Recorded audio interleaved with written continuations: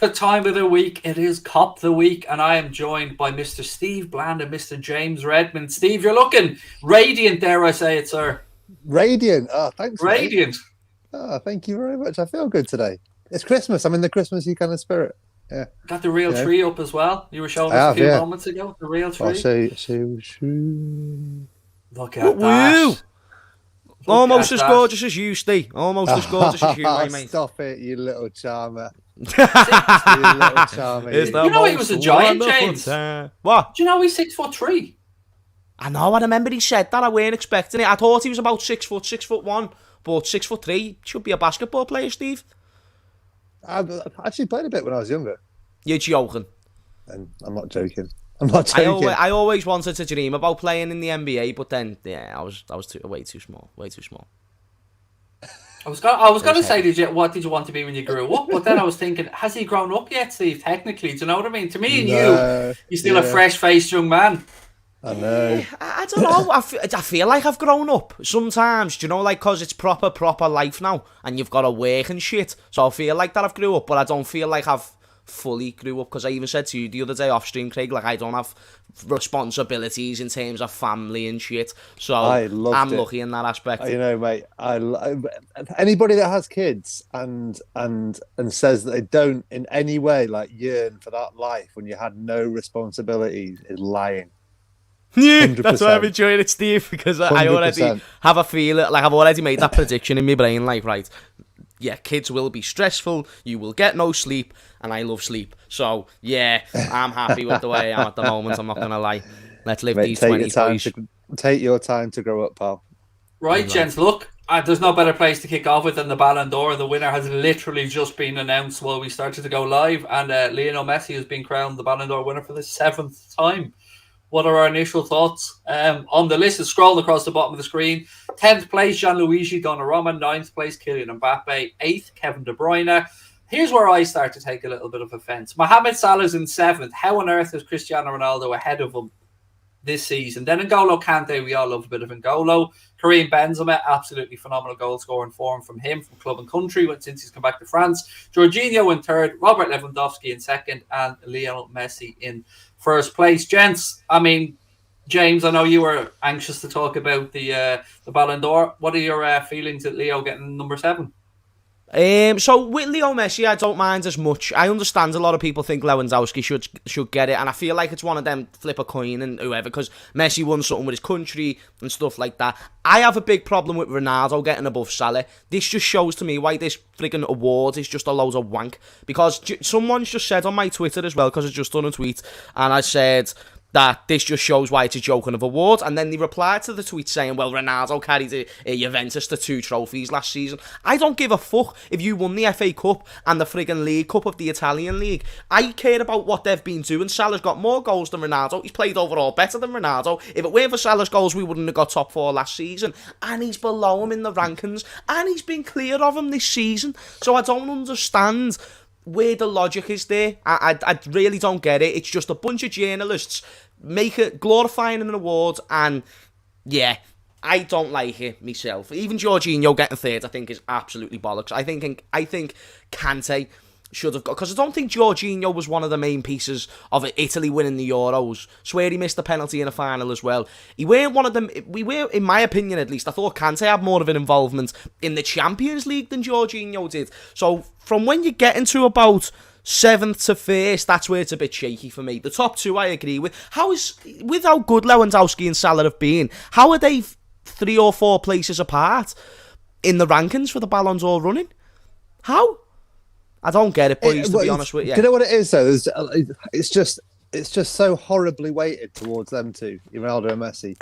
And I love Leo Messi. I think he's sensational. But this is probably the first year, maybe second year, where I look at it and go, I'm sorry, like I just don't get it. I'm not having it. I mean, the year that we won the Champions League, I mean, I can't remember what the order was, but we obviously none of our players won it. So it's not like they're putting, massive weight on that kind of thing.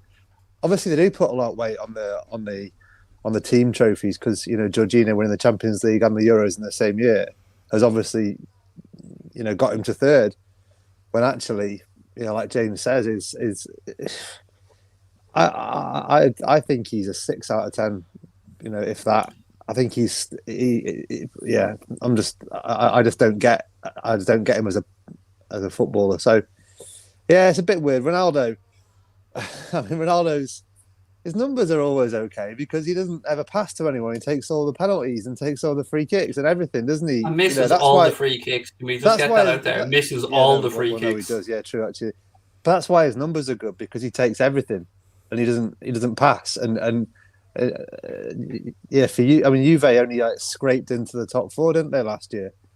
By the skin of their teeth. So yeah, I'm not really having it. So Raheem Sterling is above Bruno, Neymar, and Kane. Kane got the most goals and assists last season. I know he's been dog shit for this year, but our Sterling, who's been poor for the best part of a year now, besides the Euros, got in above them. He had a good Euros. That'll be what it. Somebody said. But why? He scored something like 8 goals in 25 games last year. For City, to get above Kane, above Kane and Neymar, he's barely been baffles me. He's barely been in there this season, has he at all? So yeah, no, I don't really get it. And the last 12, well, the last 13 winners now, 12 have been Messi or Ronaldo, and then Luka Modric was the other one. And you think yeah, all right, without doubt, they're two of the best footballers have ever lived. The last 10, 15 years. Neither of them, Steve, are even 50% of the player that they were 5, 6 They're not, years ago. And you're not telling me that they've been literally the best two every single year, bar one, for the last 13 years, because that's just not right. Like, they've been up there. Don't get me wrong. They've been, the world's best, for a big period of time, but it's just so heavily weighted towards them, and I can't really get my head around why Messi has won it this year at all. Ronaldo and Messi are the two greatest players of our generation. No argument about that. So there's no hate going in here to Ronaldo and Messi. They've won stuff and they all with their magnificence. But for me, I stopped taking any credibility from this when Van Dijk didn't win the Ballon d'Or, because Liverpool's vote was split 3 ways because we had 3 excellent players that year, and somehow Messi had a worse season than the season before statistically. And he didn't win the Ballon d'Or the season before, but had a worse season the year after and won it. It doesn't make any sense. Also, but defenders don't win, do they? I mean, you look at that top 10, a couple of sort of defensive-minded midfielders, but defenders don't win it. That's just... Was it Cannavaro, the last one to win it, maybe? Yeah, Cannavaro, and that was, I don't know, what was that, like 2000, 1998 or something daft like that? It's massively weighted in favour of them two and forwards in general. But yeah, I think it's probably... But interesting, I think, we probably don't give it that much credence, but I bet the players do. I bet among... Oh, absolutely. Yeah, of course. In the dressing room, in their kind of... in their circles that they work in, I bet they hold him up there. I really do feel for Lewandowski, though. I do. I mean, look, I can understand where people are coming from with Messi winning the Copa America, obviously, and I don't think him winning the Copa del Rey with Barcelona really adds much to the argument, but you got to feel a little bit for Lewandowski, James. You mean, missing it last year when it was cancelled for God knows what reason. Why couldn't they have just not had a live event and just had people cast their votes anyway? I do feel for Lua because, he had a phenomenal Lewandowski deserves it, Lewandowski deserves one. I think that year he might as well just claim it, even though there was no official award given, because he's an unbelievable player, and the consistency that he's shown with his numbers over the seasons, it does warrant a Ballon d'Or. And when you talk about what's been the best player in the world in a certain period of time, there's an argument that, even seeing players like Luis Suarez not win it at one stage and other people like that, it's mind-boggling to me. But these things happen. These things do happen. Salah being number 7. I feel like this, even though I've never really took too much notice into it anyway, now I really do not care. Like, going forward, this award will not hold any prestige to me. It's a load of nonsense. I will invest more into who is the Premier League player of the season, because usually, they get that there and thereabouts right. Never exactly right, but most of the time they get that there and thereabouts. So I'll probably look more into that, because the Premier League's the best league in the world. Whoever the best player is in that league might probably deserve it. Otherwise, yeah, the Ballon d'Or for me is just a load of nonsense. The fans need to get together and do a worldwide vote. We need to try and get a Twitter or something to do a worldwide vote of who actually deserves it and just go off that basis. At this rate, we're only giving a fuck about what journalists think, because that's all it is. Because people we need to get the Golden Samba and just have that now as the award for the greatest footballer. Steve, do you know what caught my eye actually in the Ballon d'Or list before we move on? Yeah. Quite how far from grace Neymar has fallen. I think it was 17th.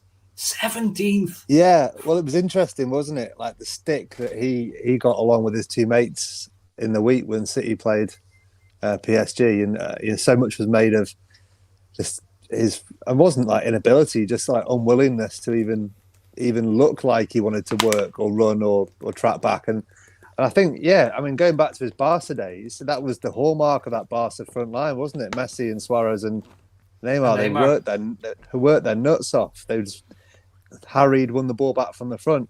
And now, in the last 2 or 3 years, he just doesn't really look like he's too bothered. The ball played up to him, and he looks like he's still got bags of ability like he always has. But it was interesting, like the French journalists in the week. I saw a couple of French journalists on telly asking, or on radio, asked like, is he like this in Ligue 1 as well? And they're like, yeah, that's exactly what he does. But in French League, you don't get caught out so much. In the Champions League, he's just not made an impact for the player that's arguably the most gifted of all the players we've been talking about on that list. Arguably the most gifted in terms of his actual ability on the football. He hasn't got anywhere near where he should have been.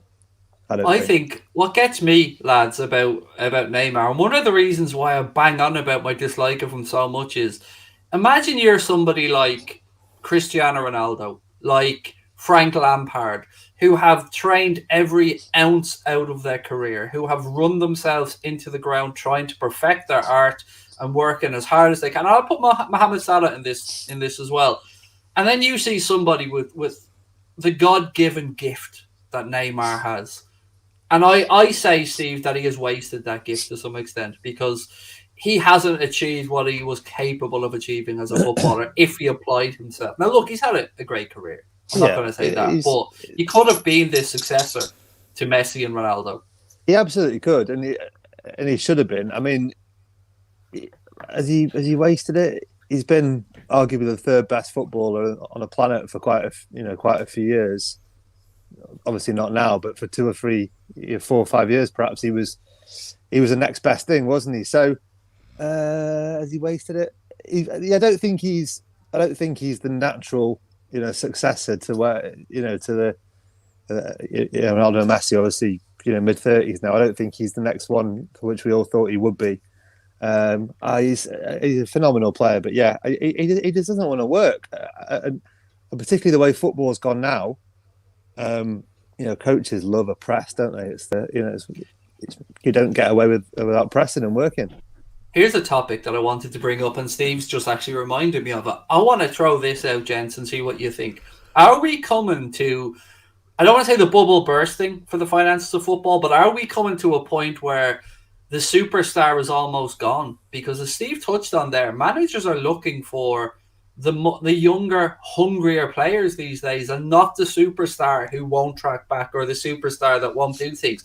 I wonder, are we going to see a bursting of the 100, 120, 150 million players and managers like the likes of Ralph Rangnick there coming into United, or Jurgen Klopp, James, that managers want these young, hungry players more? Yes, you will always need your experienced players, but I wonder, are we getting to a point where the real superstars are almost unachievable for most clubs? Therefore, we want to uncover the next star rather than go buy the next star.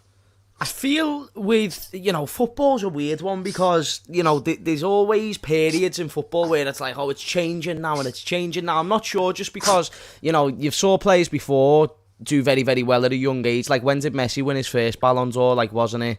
Like, but, between the age of, like, 20, I think I was still crawling. back then. Yeah, yeah. Do you know what I'm saying? So like a lot of the cases, you know, now there will always be the super. Like Mbappe, he's the new superstar. Haaland, he's the new superstar. They're always trying to find these little battles and him versus him and stuff. So I think that will always be the case in football, but it shouldn't just be based off the logic.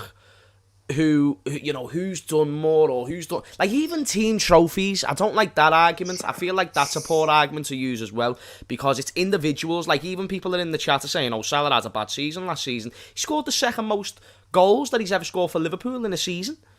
And the only one that he never was when he scored like 40 or 50 in his first. So I do feel like there's maybe a slight change in direction, but in the main, and when you talk about the style of play, when you talk about the pressing and how much you have to work more, and it's why, you know, you will see engines being more glorified now, because that is a big part of system, that's a big part of football, and fitness and being able to go for 90 minutes at a high intensity should be rewarded and should be looked at as a good attribute, because obviously everyone can't do it, otherwise Paul Pogba will be the best player in the world by far. It's alright to have the talent and ability, but you won't last in the Premier League if you can't keep up with the intensity. That's just the way it is now. So I think it is still about skill, it is still about ability, but it's mostly about reading the game and also matching the intensity that it offers. You're right, though, Craig. I do think there's a breed of coaches now, particularly who take a lot of pride in finding a like uncut diamond and building them up and working with them. Coaches seem a lot more. Maybe it's like, you know, some of the teams that are a bit more financially restricted than others or constrained than others. And they're forced to, you know, like we do a little bit. You buy just below the top level, and then you make them into the top level. And I think that's probably where a lot of coaches, they like to be. It's, you know, this is a job and a challenge for them too, isn't it? They like to do that. And I think Jurgen Klopp is a prime example of a guy that likes to build a player up and coach them to be, you know, what they can be. I think two great examples of this would be if you look at Manchester City and you look at Paris Saint-Germain. To me, I think Pep Guardiola has been a lot more unlucky not to win the Champions League with Manchester City than PSG have. I think we can all see that PSG will come unstuck when it comes to a team that will fight them like tooth and nail. Guardiola's been able, Steve, to get the buy-in from his players for his system, and they all work very hard. Whereas you look at PSG, and it was a great piece of analysis by, I think it was Rio Ferdinand and Michael Owen, that you're speaking about that piece where they freeze-framed it and they seen the three lads at PSG who weren't tracking back. They were right. You could probably carry one in a system, one glory player, one superstar, one player that maybe has free reign, but certainly not three. But that's what you get when you buy a player who perhaps feels like he has to really perform to get in that team. And he has to really work hard, and he has to really be the best he can be to make his play secure, to achieve what he wants to achieve. You know, like City, they spend a lot of money on players, but they buy hungry players, you know, that Pep can mould into the way that he wants to play. That's why you don't buy a superstar, because unless you get a superstar who is already the player that you need, you're not going to mould him into anything, are you? You're not going to be able to make them fit your system. Whereas Pep knows he can get Bernardo Silva, he can get Riyad Mahrez, he can get Raheem Sterling, all these lads who are dead hungry. Phil Foden, you know, and he can make them into whatever he needs them to be to fit into that system. And I think it's been the same with our team, hasn't it? With Mane and Salah, and buying a player that maybe like you saw what they could be rather than what they were at the time. Like Jota as an example. I think I want to get your take on this, and I haven't forgotten Zachary. I'll get back to it in a second. But it was a lovely piece this week where Jurgen Klopp spoke about Diogo Jota and Diogo Jota being able to take on the challenge of seeing Mohamed Salah, Bobby Firmino, and Sadio Mane and saying, "Nah, I want a bit of this. That's where I belong. I'm at this level," and that stuck out a mile to me, James, because you know Pep Linders calls him a pressing machine, a pressing monster, and you need to have that personality. And Diogo Jota, what a gem of a signing that has been. A player who at times wasn't even starting for Wolves some of the time under Nuno. The most underrated signing probably of that season. really, because he doesn't get talked about enough, not by neutrals. Like, we like him as Liverpool fans, but, you know, from when you see him first come in, and I swear he got a goal on his debut against someone, and then he scored against Arsenal, then he kept... It was against Arsenal, yeah. So he scores his goal on his debut, kept scoring a few games after that, got his unfortunate injury, and then he comes back like he hadn't even skipped a beat, and then just keeps on scoring. He's got a goal like every 130 minutes or some bullshit like that, probably even less. I'm not too sure about the exact numbers, but I'm always seeing Diogo Jota scoring.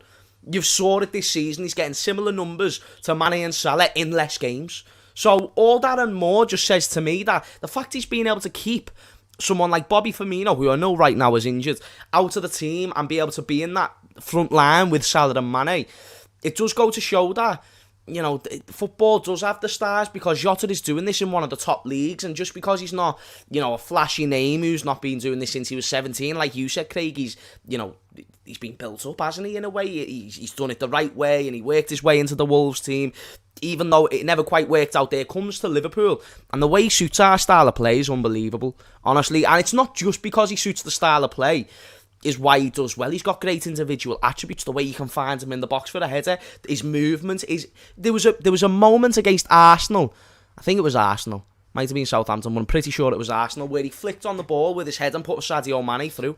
And the precision on the header was exquisite.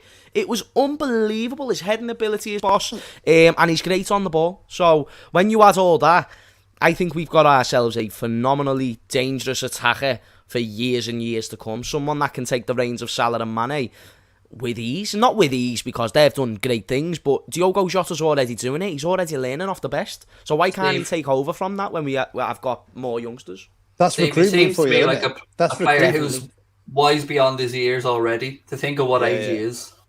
I just think it's down to recruitment. It's down to them, and it's down to everything. I don't want to go back into talking about United, but just taking them as an example, and their recruitment over the last 10 years, they haven't known what they wanted. They haven't known the kind of player they wanted to get. They haven't known what they want to be, so that, you know, without knowing what you want to be, you can't get the players to be that. And I think with Liverpool, they know. You look at like the way the youth teams play, the academy teams play, they all play the same way. They know exactly what it is they want out of each individual on that football field. When they go to recruitment, they know exactly what they're looking for. They know the numbers they want. They know the stats they're looking for.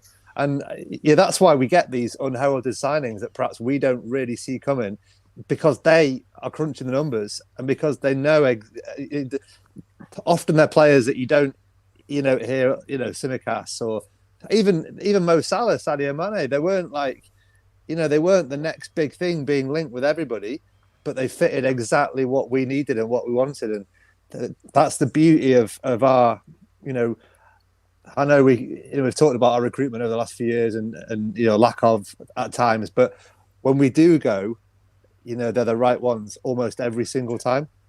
They are indeed. James, I want to bring this up because it leads me to another point as well. Zachary, thank you for the super chat. My friend said, what do you think of where Haaland placed in the Ballon d'Or, which I believe was 11th? But my point being, will he be punished or penalised throughout his career? Because let's be honest, he only has club level football with the opportunity to realistically win trophies. I mean, with all due respect to Norway, it would be an exceptional circumstance if Norway were to win a World Cup or a European Championships, maybe a Nations League at some point, you never know. But will he be penalised at some point here is what I'm worrying about. Like, I think back to the days of like George Best as an example with Northern Ireland, things like that.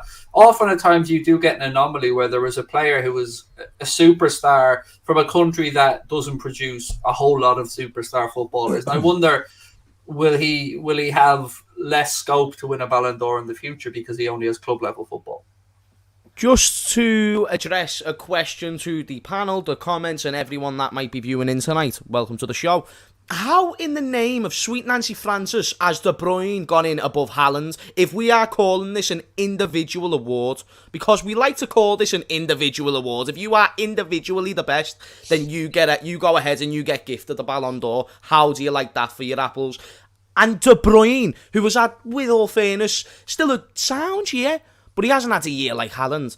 Every other week I'm going on YouTube and I'm seeing Dortmund either winning 3-2 or losing 3-2, and it's like Haaland's brace or Haaland's hat-trick, and just another celebration of him being a shithouse. And when you see the quality of his finish, like for example, I've always said Haaland is better than Mbappe, and then people throw at me, but Haaland can't play on the wing. Haaland can't play left wing, right wing. He doesn't play left wing, right wing, you muppet. So how the hell are you going to compare the players? If you put them both in a position of similarities, which is striker, Haaland is a much better player than Mbappe. He's a much more lethal finisher. Yet this may be a debate for dribbling, even though I think Mbappe's is slightly overrated. I do believe he is a kind of running behind, try and get the ball merchant, still good at what he does and still can massively improve. But I think Haaland right now, when you talk about a number 9, we're not putting Salah in this conversation or just goal scorers, someone who stays in the middle, not even Bobby Firmino, because his role's so different, but the Lewandowskis, the Haalands, the Suarez's, right now in world football, I put Haaland number 2. I think it go maybe number 2 or 3, because Benzema has also had a great year, but Lewandowski's obviously number 1. Besides that, and he's doing this in a Dortmund team that's not competing for trophies. Yeah. And it's not because of Haaland they're not competing for trophies. So I just would like to go back to the start of my point where I bring up this individual aspect of this Ballon d'Or. Yet you're still putting him 11th and you're putting De Bruyne above him. Yet you're still putting him 11th and you're putting Neymar and players like this. How does that work? I think that it makes no goddamn sense. I don't know if it's international football that's going to do for him. Who gives a Steve, with all due respect, my mate, who gives a fuck? Because in every other game that he's playing, you know, Haaland doesn't have the luxury to have a Pogba, a Kante, and all these players behind him, like the way Mbappe does. So how come that's his fault? He doesn't have the luxury of a Messi who can play with Di Maria and stuff like that. Oh, so you were about to say that? Sorry, Steve. I thought you were playing devil's avocado. I don't think that'll be his undoing, because it's not your fault, is it? You can't do anything about that. It'll be more of his undoing if he stays in Germany, because Lewandowski's shown that you don't get the credit that you deserve when you play in Germany. That's a fact, isn't it? Lewandowski, how he's not won a Ballon d'Or over the time that he's been at Bayern. What is it? Probably not far off 10 years now. He's been ridiculous. And so, but I think if he moved to Madrid, say Haaland moved to Madrid and you're scoring the same numbers, he'd win it tomorrow. He'd win it tomorrow, and international football wouldn't really matter for him. He's a special player, isn't he? Erling Haaland. I think he's different. Just looks different. Everything about him's different. Yeah, he's got the look, he's got the personality, he's got the style of finishing. He's just lethal in every aspect. It's boss, mate. I love Haaland. It's absolute a guarantee of 30 goals a season. If there was any player I'd have in world football, even in the Liverpool team, it's Haaland. Because you best believe he's going to press. And his link-up play isn't as bad as what people think as well. No, definitely not. He'd be amazing. It would be amazing. And look, I mean, let's have a little conversation around young Erling Braut Haaland, because, we often talk at times about people being out of our reach financially. Well, we know what his buyout clause is. We know what that is. It's €75 million. And we do know Mino Raiola's his agent. We do know he will ask for an astronomical amount in wages, but surely you'd have to be tracking this lad, Steve. Surely you're going to have to be, putting your cards on the table to say, look, we like you, Erling. We can see you coming in here and being the successor to Mohamed Salah eventually at Liverpool Football Club. I mean, I've always ignored this conversation, never really brought it up on streams, because like Mbappe, I don't think it's realistic. But at what point do we have to say, well, it kind of is a little bit realistic if you're talking about non-wages and just the man's transfer fee?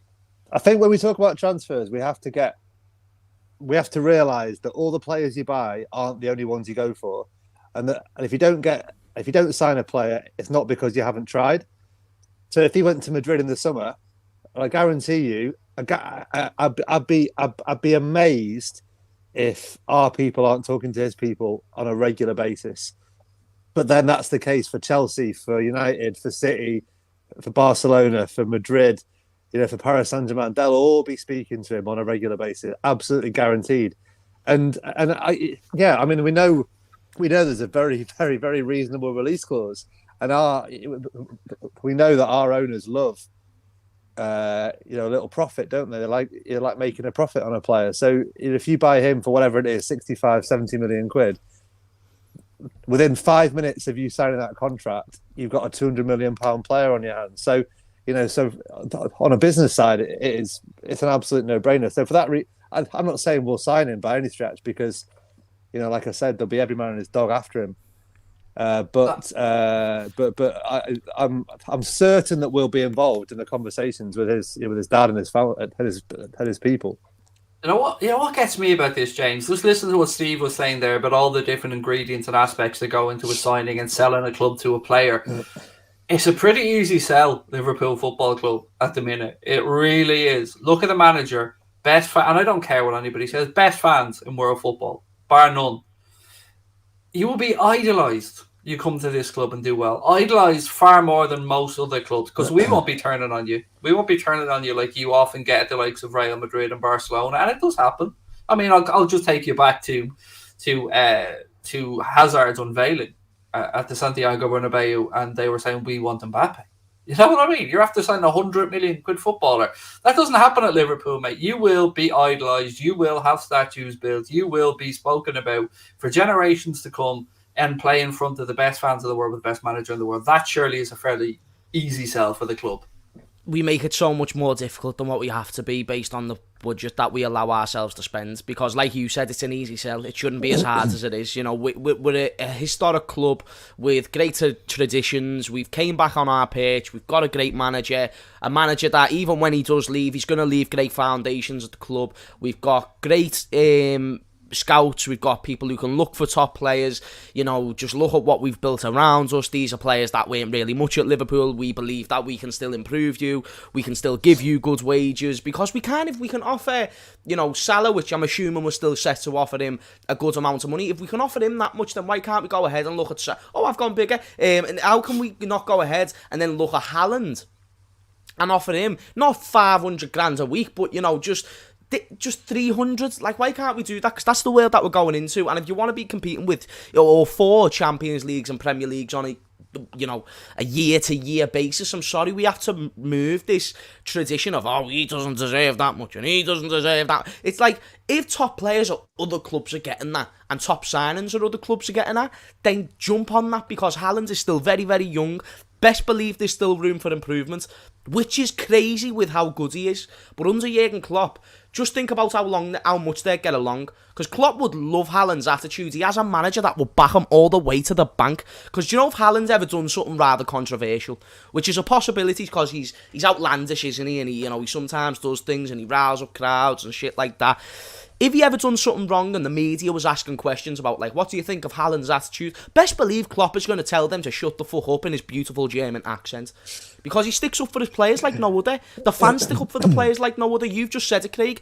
You know, it's very hard to go to Manchester United and be glorified as a legend. It's very hard to go to Man City and be glorified as a legend with all the world-class players they've had in recent time. You don't see them talking about De Bruyne the way we talk about Mo Salah, do you? And De Bruyne's had a very similar contribution.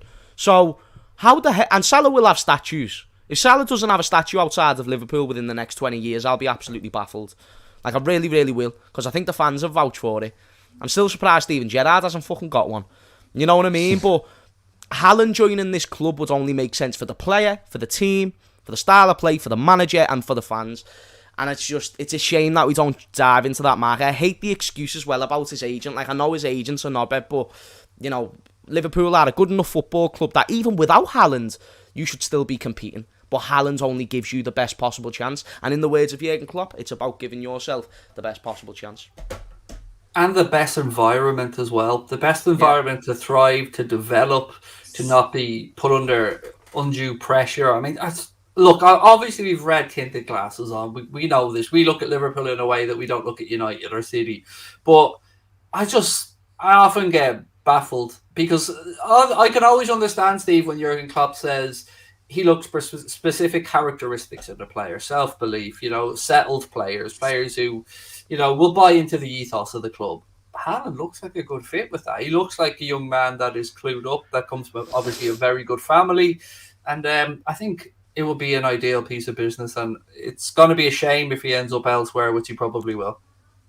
I mean, you've said it, haven't you? Like, it'd be perfect. I mean, James makes the case beautifully. And, it'd be absolutely perfect in every single possible way for him, for us, for the club, for everything, for his legacy, for everything.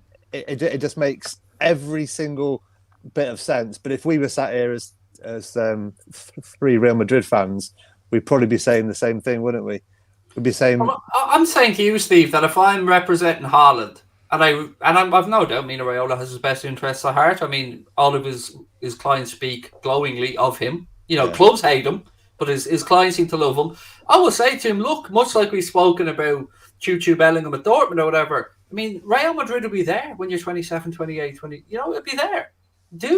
4 or 5 years at a club like Liverpool. And if you want to then go and sample the delights of Spain or Italy, then those moves will always be there. No, I do agree. And like I say, it would amaze me if we weren't one of the clubs having conversations with his people, because, that's the way it happens. I know that I know very little actually comes to fruition, and we can talk about that till the cows come home. But, I am certain, especially given how low his release clause is, that there'll be conversations. And then I guess with a release clause like that, then it comes down to, like James says, do you want to give a kid 400 grand a week, or are Paris Saint-Germain going to chuck 700 grand a week at him? Or it's those kind of conversations, isn't it? But yeah, in terms of selling, a sell, it's a pretty easy sell, like you say now, especially if we win something this year. It's easy. Before we move on to talk about the Everton game, which league is the better technical league? Ligue 1 or the Bundesliga? Oh, Bundesliga. Bundesliga. I disagree. I'd say Liga. I think Bundesliga has got better coaches. Liga has got better players. I guess I answered that straight away, because I'd watch the Bundesliga every day of the week over the French league. Like the French league just bores the hell out of me.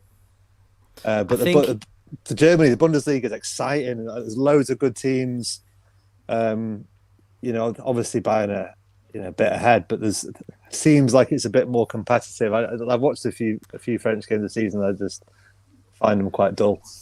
The only reason why I disagree with that is literally PSG never won the league last season, and Bayern Munich haven't lost the league for God knows how many years. Yeah. And majority of the time they win it rather comfortably. I just think to myself, they get all the rest of the league's best players, and even though PSG got Mbappe and stuff like that, they get players from all around the world, whereas Bayern Munich take players from within their own league. I think tactically, when you see the coaches that come out of Germany, Klopp, Ragnick, friggin' Tuchel, these are great coaches, and I think that's the best country for coaching in football. But in France, if you see the players that come out of France, look at their national team, but even look at the other players that come into the Premier League, the Wesley Fofanas of this world, really good young players, they're scattered all around that league. Even in the second division, N'Golo Kante came from the friggin' second division, and look how good he is. So, based on talent, I'd like to go with the Liga. Based on entertainment and coaching, I'd go with the Bundesliga. Yeah, I think it's a lot tougher of a conversation than it would have been maybe 5 or 6 years ago. I do think that the French league is certainly starting to produce a very, very good amount of top-level football. They do have a problem with some of the crowd behaviour. I got to put that out there. There's been some shocking scenes lately that we don't want to see in the sport. I forgot something, gents. I forgot the title of the stream, what it was basically all about. I want to just bring you back before we go to the Everton game, and I've said that twice now. RAPHINHA. We've seen a comment today attributed to Fabrizio Romano that said Liverpool definitely interested in the guy. Inquired about him last year, wanted to bring a winger in. 60 million was the price, apparently, which was a little bit too rich for our blood at the time, and maybe RAPHINHA felt like he had a little bit of unfinished business with Leeds for the season. But it does seem, Steve, that there are real legs to our interest in RAPHINHA, that there is real truth to this interest. I mean, we said this a couple of weeks ago, didn't we? It makes a lot of sense. There's a lot of ways in this way, a lot of ways in which this makes sense. He's the right age. He plays off both sides. 2 good feet. Works hard. On a personal level, he obviously knows. We see from social media, he knows a lot of the Brazilian lads very well. He's really good mates with them, I think, as well. Fabinho and Alisson, particularly. He's going to get to a stage in the next year or two where he wants to be at a top club, isn't he? Because Leeds are probably, with the best will in the world, they're a good few years away from being anywhere near that. So makes a lot of sense. 60 million. But then this is the problem. This is what back to what James was saying, that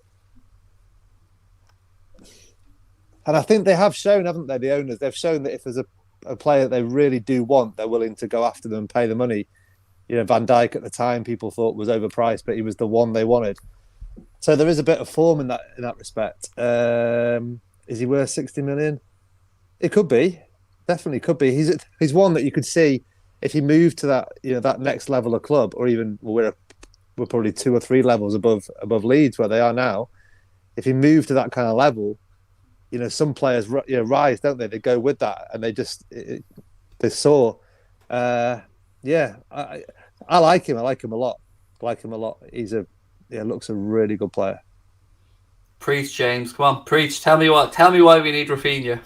We need Raphinha because he's different to what we've got. And that's a full stop. I don't even need to go into like a big rant of why we need Raphinha, because I've said it plenty of times on this show. Why did we need Thiago? Because he's something different. Why did we need Tsimikas? Because he's something different. Why do we need Konate and Gomez? Because look at our whole team. I was making this point earlier. Let's look at our whole team. Our 2 backup centre-backs in Konate and Gomez with pace. The ones above them in Van Dijk and Matip have got the know-how. They have got the awareness to read the game. Robertson, he brings the energy. Tsimikas brings the creativity. Then you move into the midfield. Oxlade, energy. Naby Keita, great on the ball. Thiago pulling strings. Fabinho, great defensively. Henderson is a utility man. There's something different for each one of them roles, which when you come up against different tactical setouts against different teams who always play different now, because majority of teams in the Premier League actually have a decent manager. They might not be world class, but they have a decent manager who knows a little bit about football. Therefore, it's not all, like even David Moyes, not a world-class manager, but a very, very good fucking coach, and that's why he was able to beat us on that one individual game. But then, you change that. So, when Gini was at the club, we were trying to replace him with Thiago and stuff like that, but there were still games where Gini would have been most suited. Then you look at the front three, Diogo Jota completely different to the other 2 wingers. Firmino and Jota are different as well, which is why he can play in the number 9, and that's why I'd like Raphinha. For a game where we need to unlock a low block, then why can't Raphinha come on and hit a long shot? Because he's got a great trait of being able to hit a long shot. He's a phenomenal dribbler. He's not just someone who's going to run in behind. I'm sure if you gave him a go in the middle, he could give a go there. He's a very versatile player. He can play on the left, can play on the right. I don't understand why you don't go for it. For 60 million, you know, you're looking at someone like a Jeremy Doku with less Premier League experience, in all granted he's younger, and you're going to be paying, what, about 40 million for him anyway? Yeah. So what's an extra 20 million for someone who's guaranteed Premier League proven, 24 years of age, very similar age to Diogo Jota, by the way, and take on the wave for when a Mane or a Salah does go? Because he's still got them attributes. So that's totally why I would like Raphinha. I completely am all for getting different styles within the squad. And if you want to get Raphinha now and then get Doku a year later because he's very similar to a Mane, then go ahead and do that. But for now, we've still got Mane, so we don't need a Doku. Bring in someone a bit different. One more thing I'd like to add to that is I get the vibe with Raphinha as well that his wage demands will be entirely reasonable. I don't think you're going to be looking at somebody. He's not a superstar. He's not like a big superstar player. But that's what we've said before, isn't it? He's a level or 2 below that, but he could be that, you know. So and we save Steve on the jet. You know, we save on the seats on the jet, bringing them back and forth from Brazil. You know, we're getting better value here on the private jet hire as well. Hey, listen, you boys haven't given me a chance to talk about Thiago this week. I know that you guys have done it since the weekend, but you know, I'm Steve, I am ready I've got my popcorn ready for you to wax lyrical about Thiago, believe me, and I will shut my mouth once I say this statement. But just to end the Raphinha talk, what if Leeds get relegated? Then that only even lowers the value, so I think it makes sense to at least monitor that situation. Sorry, Steve. No. I butted in with completely unrelated chat. Doesn't matter. I'm ready for it. We all love a bit of Thiago propaganda, Steve. You go ahead, my friend. Of course. You know what? Just because I know that you guys talked about it after the weekend, and I was chatting to a guy at the start of the season actually, and I said if you play Henderson, Thiago, and Fabinho in midfield, if you played them for 38 games of a season, I reckon we wouldn't lose a single game. I reckon we would not lose one single game. And especially if you add in, you know, a fit Virgil van Dijk behind him, Alisson in goal behind that is ridiculous. And I'm so happy that Thiago now is getting the praise. I'm so happy that Match of the Day are doing little pieces on him. You're doing all these things because, you know, that's what I was saying last week. A friend of mine said, but he doesn't score enough goals. He doesn't get enough assists. completely missing the point.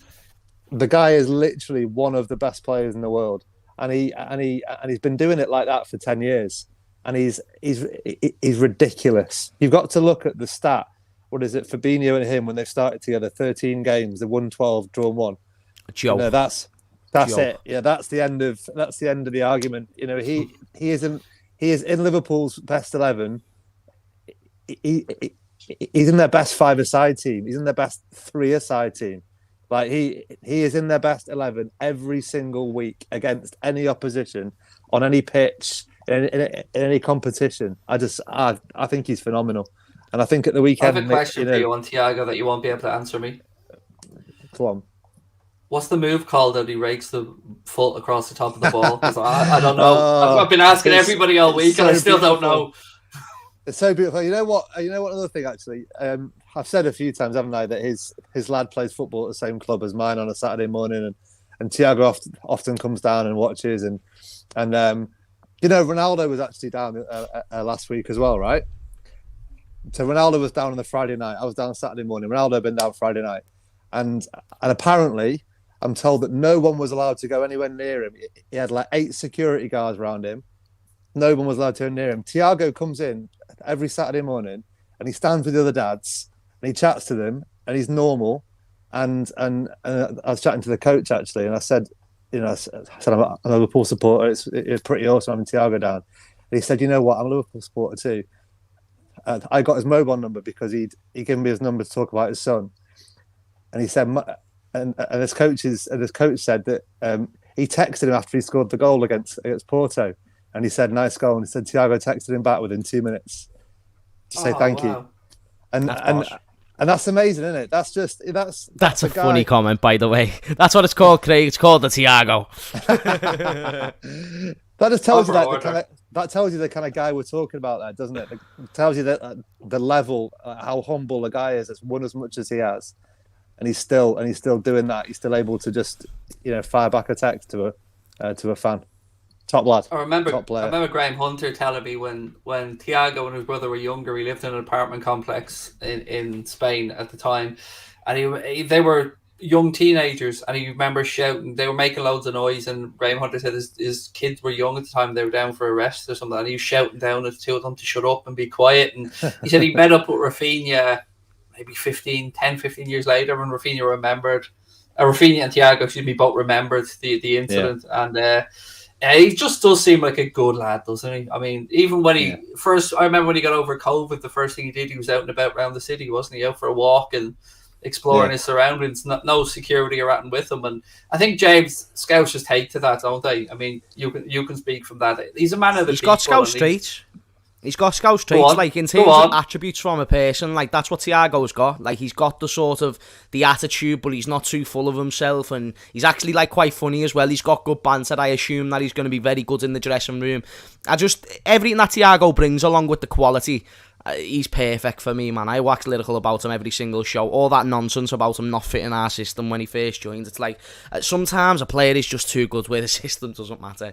Like really. And Thiago fits into that category. When you look at consistency, when you look at being a great individual, when you look at the fact he's never really being put into the Ballon d'Or shows, which he absolutely should be. When you look into the fact that his trophies for his team, everything and more, Thiago's just boss lad. He's boss.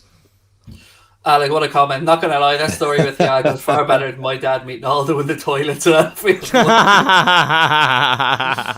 you know, the last time I saw John Aldridge, I was at a service station. I was at Lim Services, right? And I was walking into the services, and like a minibus pulls up outside the Costa Coffee kiosk. The door gets flung open. John Aldridge legs it out, gets a couple of lattes. Jason McAteer's inside the van shouting at him to get him some extra sugar. And he gets his lattes, dives back in, and off they go again, like some sort of A-team maneuver. It was amazing. Here's a story for you. I was at a gig before, and I was doing a little bit of work at it, and part of it I got to meet a couple of the former players at it. So there was Didi Hamann, there was Djibril Cissé, there was Luis Garcia, and there was Vladimir Smicer. So they were there, and it was the halftime of the gig. So they were having a cup of coffee, and there was a little bit of a spread there for them. I'll never forget this as long as I live. Didi Hamann, the inner Didi, just couldn't go away. He said take them grapes and take that. We can have them later on. You know, bring them with you. Like, that just stood out to me. He's like, it's still normal. Do you know what we'd all do? Like, take them biscuits, take them with you. And I just sat there and go, you tight bastard. But that's why I feel harsh on footballers, though, because they do have this thing where you just automatically assume that, like, they're going to be this alien type of a person. Like, one thing I've realised from the very, very minuscule, I don't want to use fame, but notoriety that I've gained over the past year or two since that interview became huge. Sex symbol. Anytime word you're looking for. Sex symbol. Yeah, sex symbol. Every time I go out, and, like, sometimes I'm trying to walk with my mates, like, again, I'm not trying to make me sound like a big-headed fucking cunt or nothing, but, like, there's a few people who ask for a photo, and then people look over and see, like, oh, he's giving a photo, so then they'll come over and ask for a photo, and then it's just like they all speak to you like as if you're someone completely different. Do you know what I mean? Yeah. And then it can get a little bit one of them. So when a footballer, turns down a photo, you don't know if that was the 100th photo they've taken that day,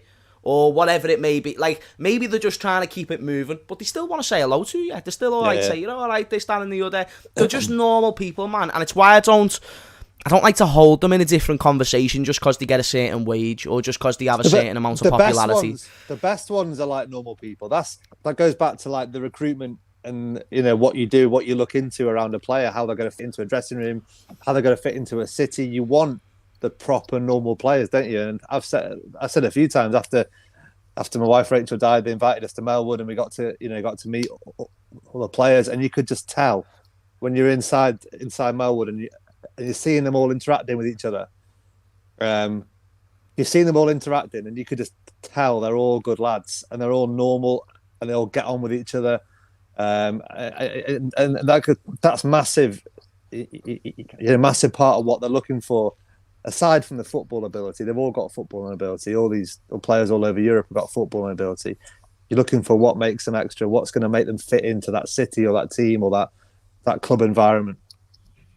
Right, lads, let's quickly move to the Everton game because we've been building up to it all stream. I want to say as well, by the way, Anfield Agenda launching on Twitch this Wednesday, 5:30. We'll be doing our build-up to the Merseyside derby against Everton. So that'll be our first stream on Twitch. So make sure you go over there, give us a follow. If you sub to us on Twitch, much like a member on YouTube, we'll give you access to our Discord group and that as well. Oh, yeah. So yeah, we really love your support. We need 3 months of big numbers on there, and then we can all be, me and James can be driving around the Range Rovers then at the end of that, hopefully 3 months down the line. But look, lads, how many are we going to beat them by? Why are we going to beat them? And how bad is it going to be? That's all I'm going to put. Can I start?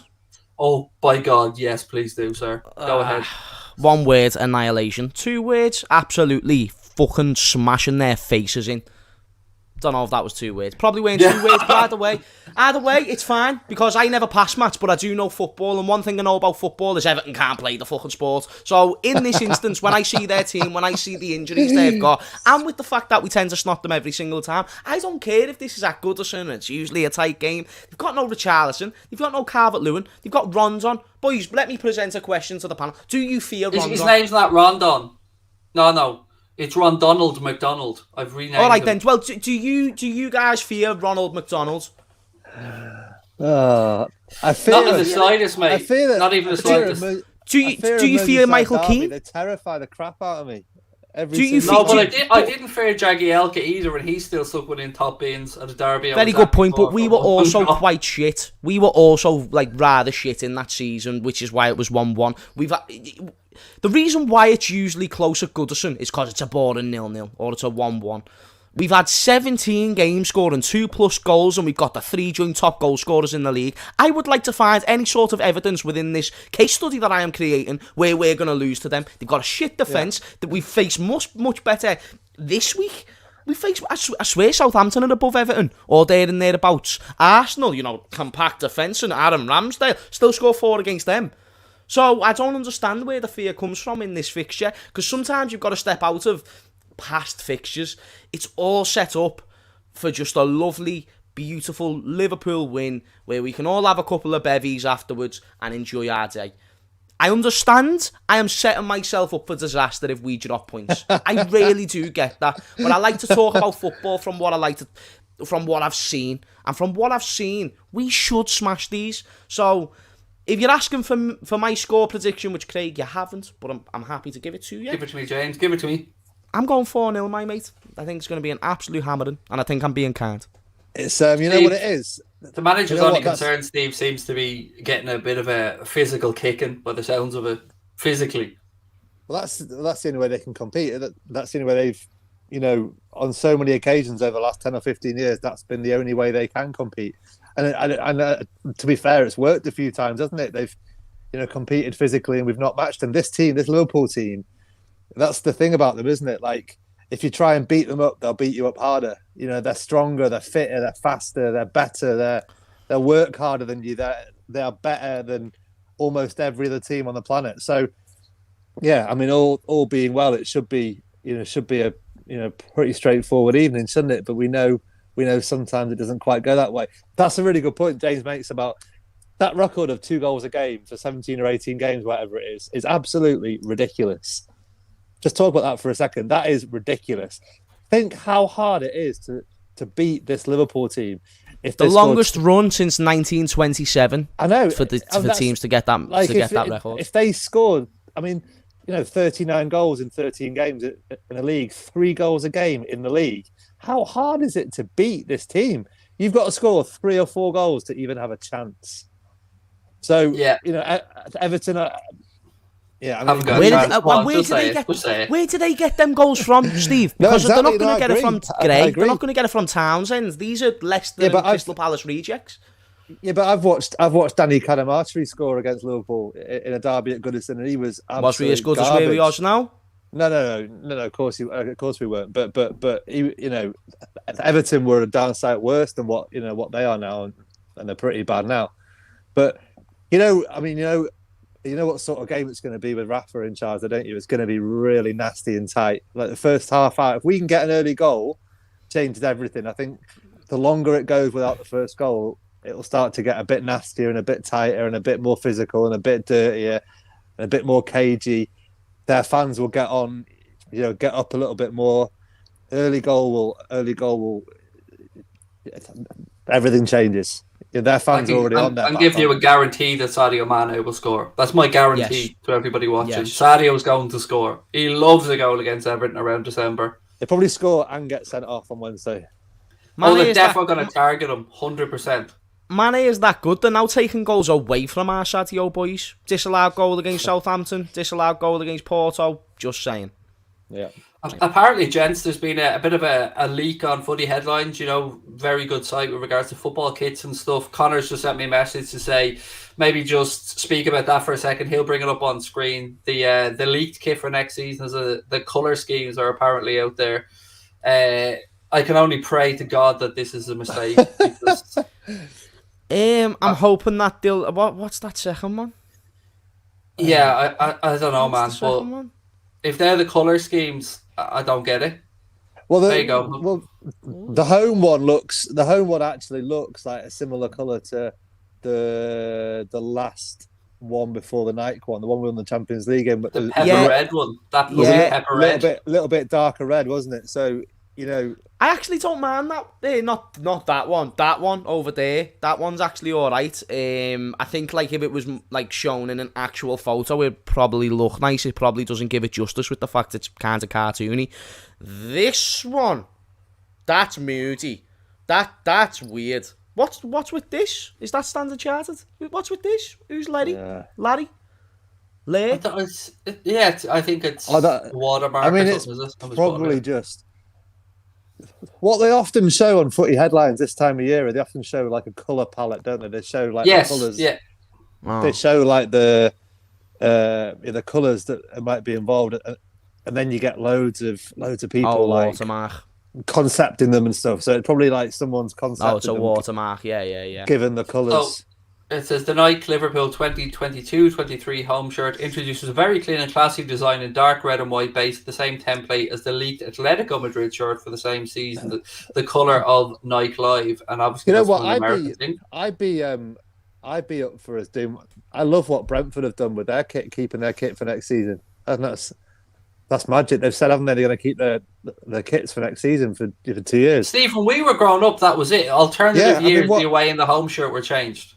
I thought they made a new rule like 10 years ago or something, saying they had to keep them like for 2 years, and that seems to have gone. They just a new kit every year after year after year. And blank kits as well. Like, do you remember the baseball kit, the LFC Nike baseball? Yeah. I know. I am looking forward to the LeBron crossover. I have to say, very much looking forward to seeing what that delivers, because I won't lie, I do look at the PSG and Jordan stuff and go, oh man, that is delicious. Absolutely gorgeous. Absolutely gorgeous.